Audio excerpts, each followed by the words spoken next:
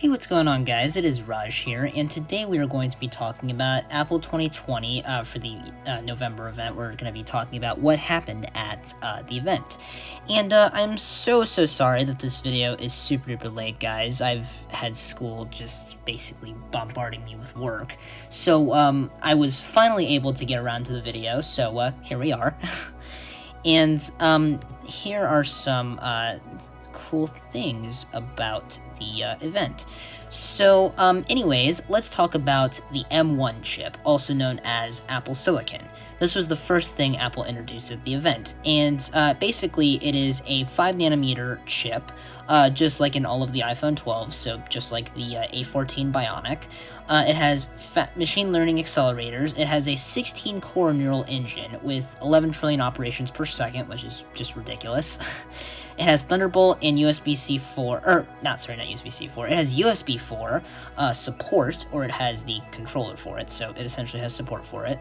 It has media encode and decode engines, which is great. Has 16 billion transistors, yeah, that's with a B, has 16 billion of them.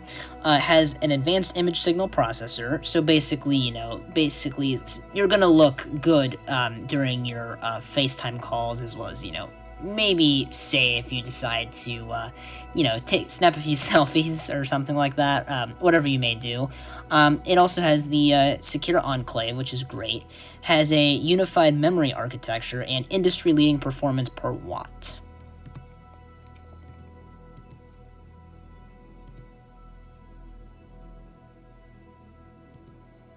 Next up, we have macOS Big Sur. Now, I know I talked about this, during the, sort of the WWDC event, as well, if I did a recap on that. I honestly don't remember, guys, I'm sorry.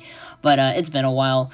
But anyways, macOS Big Sur is, standard across all these Macs, and what it introduces is, this is kind of just a recap in and of itself, it has a customizable start page for Safari. It has guides in Maps, has look around in Maps, which is great, has the control center for the Mac, which, by the way, guys, I'm going to just kind of cut this short for just a second. I'm actually going to be doing a video on macOS Big Sur as well.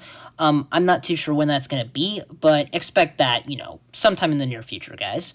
It also has a redesigned dock, has a streamlined app design, privacy report for Safari, so you can know who's trying to track you and that kind of stuff. An all-new notification center with widgets, which is great. Has a website translation, message effects, so it has a remastered iMessage app, with a new icon, and also the same look as on iOS and iPadOS, so basically unifying the ecosystem even more. And it has website previews, which is fantastic. Has emoji stickers, inline replies, and pinned conversations, so just like iPadOS 14 and iOS 14. A streamlined app design. It's 50% faster than Google Chrome, which, Safari has historically been a little bit faster than Google Chrome, so that's great to see. And it uses less power and RAM, of course. And it's industry-leading, of course. So that is another great thing to see there, guys. And moving on, we have the new MacBook Air with the M1 processor. So it has 16 gigabytes of memory, so 16 gigs of RAM. It has Thunderbolt/USB 4 support, which is awesome. Has the Advanced Camera and Image Signal Processor, or Advanced Camera ISP for short. Has up to 18 hours of battery life, which is ridiculous. I don't think we've ever seen that in a MacBook Air before. Has iPhone and iPad apps, because, thanks to the M1 chip, it can now, since it's ARM-based, it can run any iPhone and iPad app, basically. So, because, they share the same architecture, so it can run the exact same apps, which is great. So, you can have apps like, Instagram on there. Basically, anything you can run on your iPhone or iPad, you can run on the Mac as well, which is fantastic. It has up to 3.5 times faster of a CPU, which is bonkers. It has up to 2 terabytes of an SSD, which is great. Has Touch ID, Wi-Fi 6, so the standard stuff that you would expect. It also has macOS Big Sur native, of course. P3 wide color, the 13.3-inch Retina display, so again, those are standard. and it has up to 9 times faster machine learning, which is awesome. It's now accelerated thanks to the M1, and it has up to 2 times faster of an SSD as well, so read speeds essentially, which is again a lot faster, all thanks to the M1. It also has the Secure Enclave, and it has up to 5 times faster graphics, thanks again to the M1. It also has, of course, the Magic Keyboard, which is pretty reliable. It's actually very, very awesome. It has the scissor switch mechanism, and it is a completely silent design, meaning no fan. Because this model, actually, guys, I'm not kidding. This MacBook Air has no fans at all, which is fantastic. It's crazy, but fantastic. Next up, we have the Mac Mini. So the Mac Mini, it essentially didn't really change much as far as design goes, except now it only comes in silver rather than coming in space gray. So they kind of went back to the whole silver color. And it starts from $699, which is great. It has up to 16 gigs of memory, or RAM, has up to 2 terabytes of an SSD, which is again the same as the MacBook Air. It also supports a 6K external display, so something like the Pro Display XDR is completely supported, which is fantastic. Has Thunderbolt/USB 4 support, of course. Has basically 60% more energy efficiency, which is always better for it to be more energy efficient and use less power. It has, of course, the standard iPhone and iPad apps, just like the MacBook Air. Has 3 times faster of a CPU compared to its predecessor. Has a Secure Enclave, of course, and it has up to 6 times faster graphics compared to its predecessor. Both of those, the 3 times faster CPU and the 6 times faster graphics, are all, again, thanks to the M1.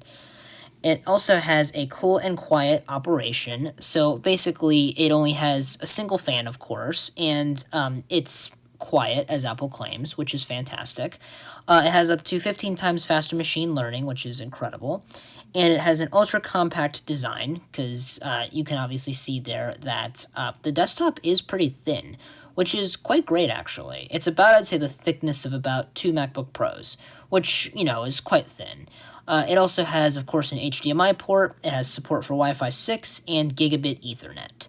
So I think they actually used to have on the predecessor MacBook Airs possibly the support for 10 Gigabit Ethernet, but I could be wrong.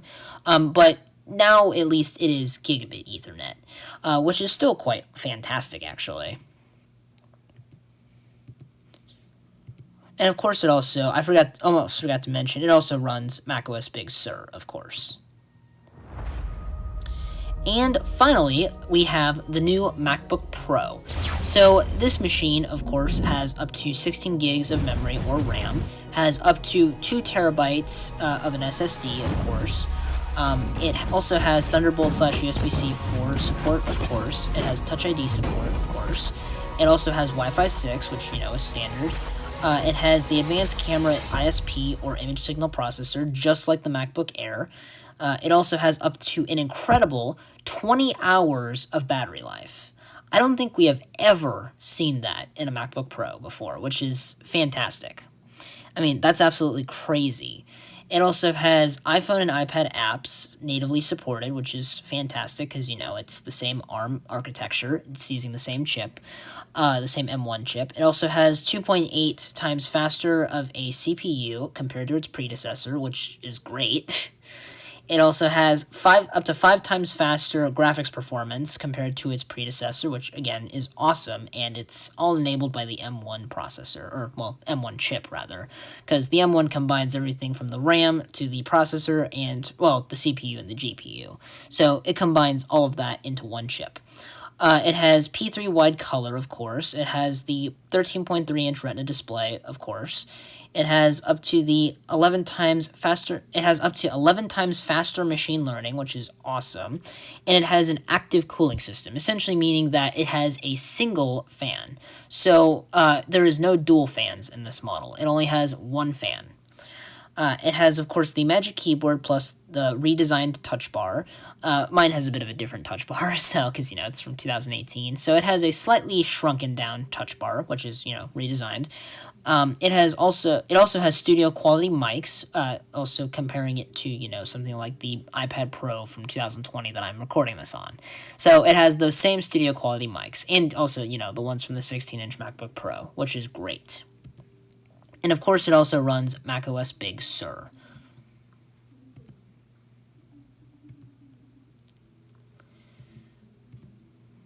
And thank you guys so much for watching. If you guys enjoyed this video, please be sure to leave a like, also comment and subscribe, and I will catch you guys next time.